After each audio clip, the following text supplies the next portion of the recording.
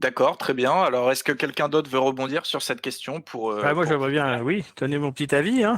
Vas-y Thomas, donne Oui, ton bah, avis. très clairement, le fascisme sous ce nom-là n'a pas d'avenir politique. Il n'y aura pas de fascisme 2.0 qui, sous des traits proches de ce qui s'est passé, va revenir et refaire des choses analogues.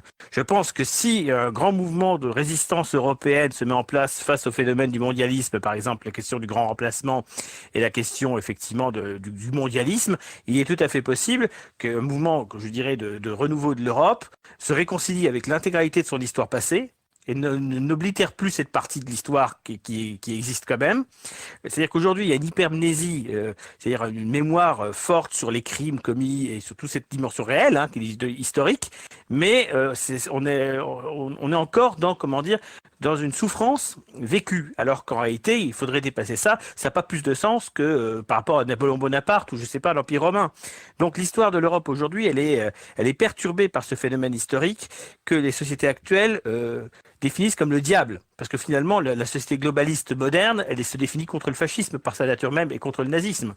On est dans un modèle contre-nazi aujourd'hui, défini par la victoire sur cette idéologie-là.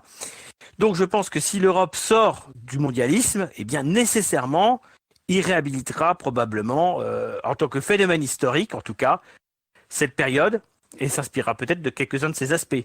C'est sûr, c'est qu'aujourd'hui, il y a 20 ans de l'histoire de l'Europe qui sont mis entre parenthèses par le pouvoir en place. Et on n'a pas la possibilité aujourd'hui d'en sortir.